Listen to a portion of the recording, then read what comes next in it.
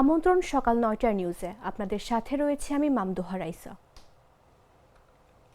বিএনপির চেয়ারম্যান হিসেবে দায়িত্ব গ্রহণ করেন তারেক রহমান। শুক্রবার বিএনপির মিডিয়া সেলের পেজের পক্ষ থেকে এই তথ্য জানানো হয়েছে।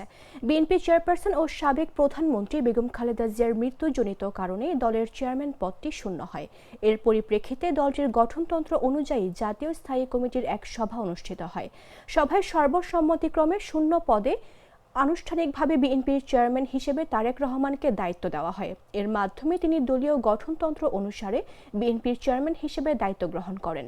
শুক্রবার রাত 9:30টায় গুলশানে বিএনপি চেয়ারপারসনের রাজনৈতিক কার্যালয়ে স্থায়ী কমিটির এই বৈঠক অনুষ্ঠিত হয়। ভারপ্রাপ্ত চেয়ারম্যান তারেক রহমানের সভাপতিত্বে বৈঠকে উপস্থিত ছিলেন দলের মহাসচিব মির্জা ফখরুল ইসলাম আলমগীর, জাতীয় স্থায়ী কমিটির ডক্টর খন্দকার মোশাররফ হোসেন, মির্জা আব্বাস, গয়েশ্বর রায়, ডক্টর আব্দুল মঈন খান, নজরুল ইসলাম খান, সালাউদ্দিন আহমদ, আমির খসরু মাহমুদ চৌধুরী, বেগম সেলিনা রহমান, মেজর অবসরপ্রাপ্ত হাফিজ উদ্দিন আহমদ বৈঠকে উপস্থিত ছিলেন বলে জানা গেছে।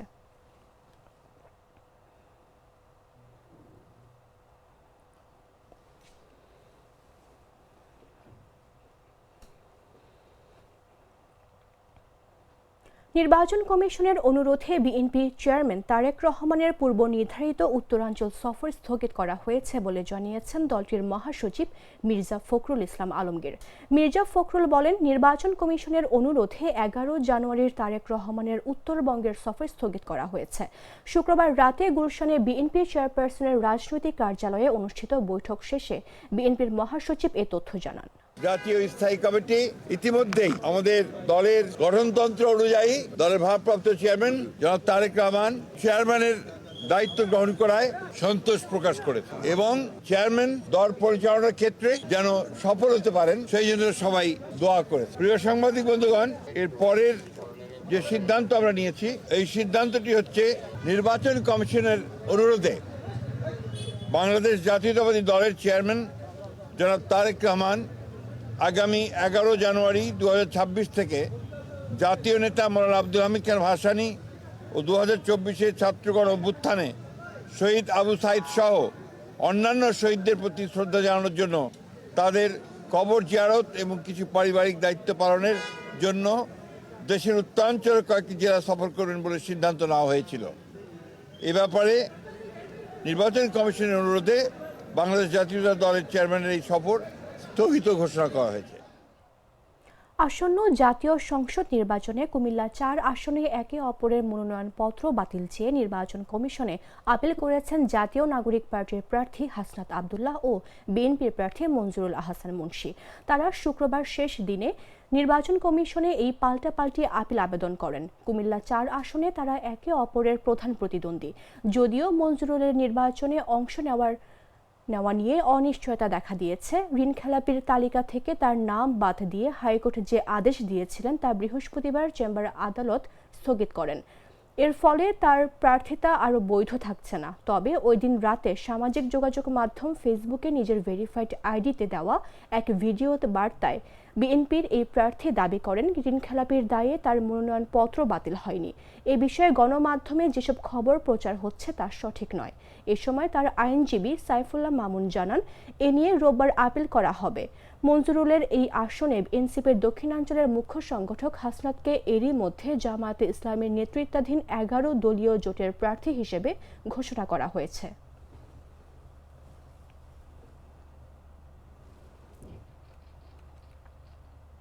জুলাই যোদ্ধা তাহরিমা জান্নাত সুরভির মামলার তদন্তকারী কর্মকর্তা ওমর ফারুকের বিরুদ্ধে বিভাগীয় ব্যবস্থা নেওয়ার নির্দেশ দিয়েছে আদালত। বৃহস্পতিবার গাজীপুর সিনিয়র জুডিশিয়াল ম্যাজিস্ট্রেট আদালতের বিচারক সৈয়দ ফজলুল মাহাদি এই আদেশ দেন। শুক্রবার রাতে বিষয়টি নিশ্চিত করেছেন কালিয়াকৈর থানার ভারপ্রাপ্ত কর্মকর্তা খন্দকার নাসির উদ্দিন। তিনি বলেন, বৃহস্পতিবার বিকেলে গাজীপুরের আদালত থেকে পুলিশ সুপার বরাবর এ সংক্রান্ত নির্দেশনা পাঠানো হয়েছে। আদালত সূত্রে জানা যায়, গত 25 ডিসেম্বর সুরভিকে গ্রেফতার করা হয়। 28 ডিসেম্বর তার পরিবারের পক্ষ থেকে জামিন আবেদন করা হলেও জামিন অযোগ্য ধারায় মামলা থাকায় আবেদনটির নাম মঞ্জুর করা হয়। পরদিন 29 ডিসেম্বর 5 দিনের পুলিশি হেফাজতের আবেদন করা হলে শুনানির তারিখ নির্ধারণ করা হয় 31 ডিসেম্বর। তবে সরকারি ছুটি ও এক আইনজীবীর মৃত্যুর কারণে শুনানি পিছিয়ে 5 জানুয়ারি অনুষ্ঠিত হয়।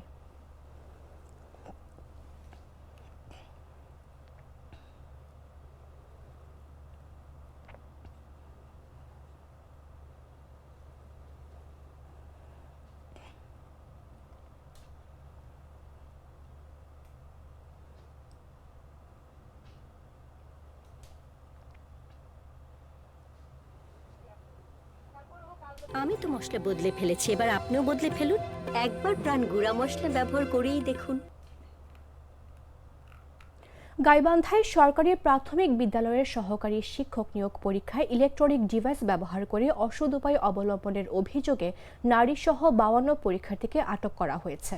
শুক্রবার বিকেল 3টা থেকে 4:30 পর্যন্ত 1.5 ঘণ্টা ব্যাপী লিখিত পরীক্ষা চলাকালে জেলার বিভিন্ন কেন্দ্র থেকে তাদের আটক করা হয়। এ সময় আটক পরীক্ষার্থীদের কাছ থেকে মোবাইল ফোন, ব্লুটুথ ইয়ার ডিভাইস সহ বিভিন্ন ইলেকট্রনিক সরঞ্জাম জব্দ করা হয়।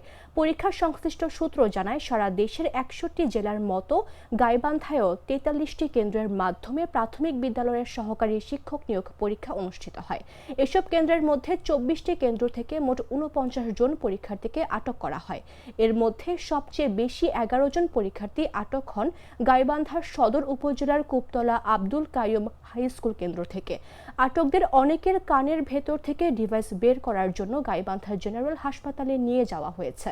গাইবান্ধা জেলা প্রাথমিক শিক্ষা অফিসার লক্ষণ কুমার দাস রাত 8:30টার দিকে মোবাইল ফোনে বিষয়টি নিশ্চিত করে বলেন, সহকারী শিক্ষক নিয়োগ পরীক্ষায় ইলেকট্রনিক ডিভাইস ব্যবহার করার সময় জেলার 24টি পরীক্ষা কেন্দ্র থেকে 52 জন পরীক্ষার্থীকে আটক করা হয়েছে।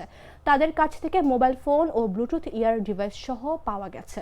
আটকদের মধ্যে নারী পরীক্ষার্থীও রয়েছেন।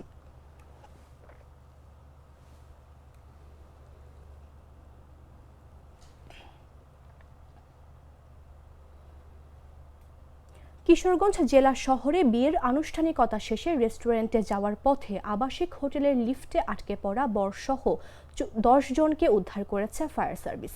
শুক্রবার বিকেল 3:45টার দিকে শহরের স্টেশন রোড এলাকায় খান টাওয়ারের অবস্থিত হোটেল শেরাটনে এ ঘটনা ঘটে। খোঁজ নিয়ে জানা যায়, চট্টগ্রামের বাসিন্দা এই বরপক্ষ বৃহস্পতিবার কিশোরগঞ্জের এই হোটেলে এসে ওঠেন। শুক্রবার জুমার নামাজের পর শহরের শহীদী মসজিদে বিয়ের কাজ সম্পন্ন হয়। এরপর মধ্যাহ্নভোজের জন্য নির্ধারিত রেস্টুরেন্টে যাওয়ার উদ্দেশ্যে হোটেল থেকে নামার সময় তারা লিফটে ওঠেন, কিন্তু 6 জন ধারণ ক্ষমতার লিফটে 10 জন ওঠায় অতিরিক্ত ওজনের কারণে সেটি স্বয়ংক্রিয়ভাবে নিচে নেমে লক হয়ে যায়। খবর পেয়ে ফায়ার সার্ভিস কর্মীরা উদ্ধার কাজ শুরু করেন। প্রথমে লিফটটি উপরে তোলার চেষ্টা ব্যর্থ হলে পরে নিচতলার লিফট সংলগ্ন দেয়াল ভেঙে একে একে সবাইকে উদ্ধার করা হয়। কিশোরগঞ্জ ফায়ার সার্ভিস ও সিভিল ডিফেন্সের লিডার আমিনুর রহমান বলেন, খবর পেয়ে দ্রুত ঘটনাস্থলে পৌঁছে লিফটে আটকে পড়া 10 জনকে নিরাপদে উদ্ধার করা হয়।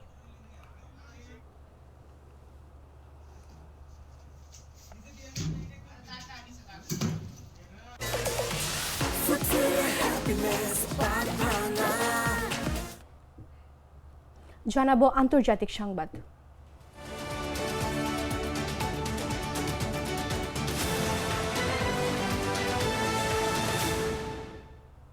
এই মুহূর্তে ইরান যেন দাঁড়িয়ে আছে ইতিহাসের এক ভয়ঙ্কর মোড়ে। রাজপথে জনতার গর্জন আর ক্ষমতার অলিন্দে আতঙ্ক। ইন্টারনেট বন্ধ, শহর অন্ধকারে, তবুও থামেনি বিক্ষোভের আগুন। যে শাসন ব্যবস্থা 4 দশক ধরে অটল বলে মনে হতো, আজ তা কাঁপছে সাধারণ মানুষের ক্ষোভে। প্রতীক ভাঙছে, ভয় ভাঙছে, ভাঙছে নীরবতার দেয়ালও। প্রশ্ন একটাই, এটা কি শুধু আরেকটি দমন নিপীড়নের অধ্যায়, নাকি ইরানের ইতিহাসে আসন্ন কোনো বড় পরিবর্তনের ইঙ্গিত? বিস্তারিত ডেস্ক রিপোর্টে।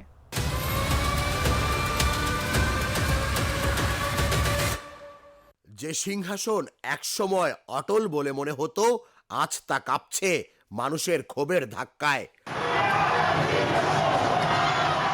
রাত নামলেই ইরানের শহরগুলো যেন রূপ নেয় এক অচেনা অন্ধকারে। ইন্টারনেট নেই, মোবাইল নেটওয়ার্ক নিস্তব্ধ, তবুও থেমে নেই জনতার গর্জন। গুলির শব্দে আকাশ কাঁপলেও রাস্তায় মানুষের ঢল কমছে না। প্রশ্ন উঠছে, 4 দশকের লৌহ শাসনের শেষ কি তবে শুরু হয়ে গেছে? ইরানি মুদ্রার ভয়াবহ অবমূল্যায়ন থেকে জন্ম নেয়া এই বিক্ষোভ 12 দিন ধরে দাবানলের মতো ছড়িয়ে পড়েছে।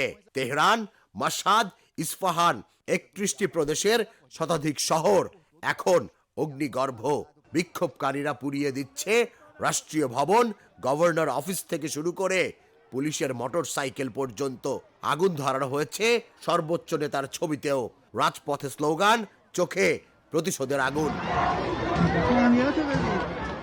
ফার্স প্রদেশে ভেঙে ফেলা হয়েছে কাসেম সোলাইমানির ভাস্কর্য, যা এক সময় ছিল রাষ্ট্রীয় শক্তির প্রতীক।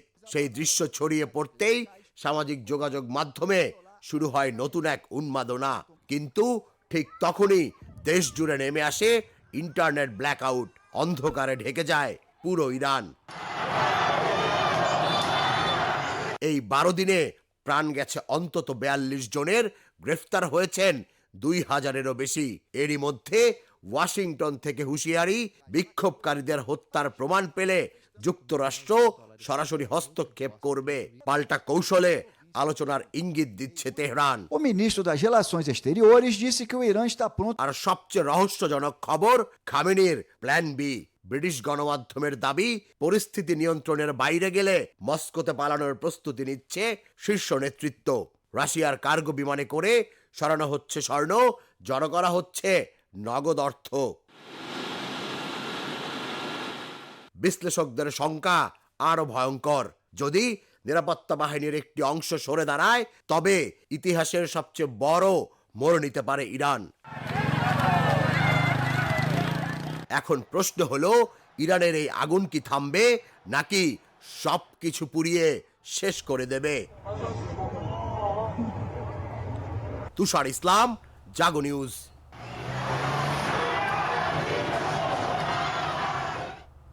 সংবাদ শেষ করব খেলার খবর জানিয়ে।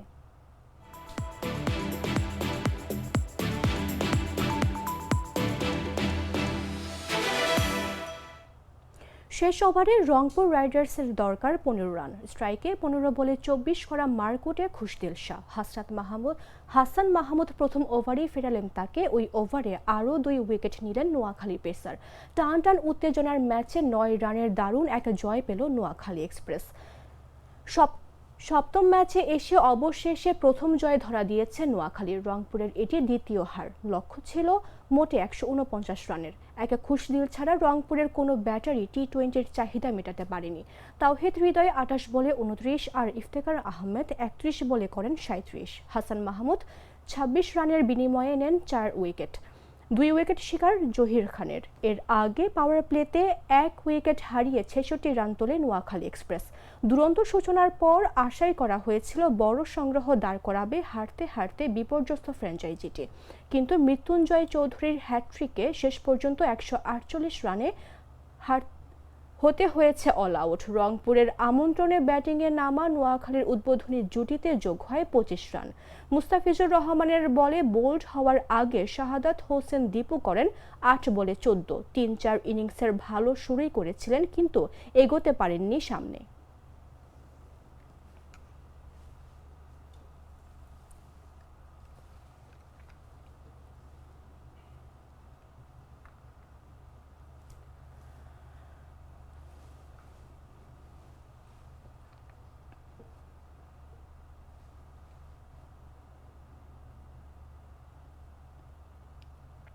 দর্শক, এই ছিল এখনকার মতো। প্রতি মুহূর্তে সর্বশেষ খবর জানতে ভিজিট করুন jagonews24.com। ফলো করুন আমাদের ভেরিফাইড ফেসবুক পেজ এবং সাবস্ক্রাইব করুন জাগো নিউজের ইউটিউব চ্যানেল। ধন্যবাদ সবাইকে।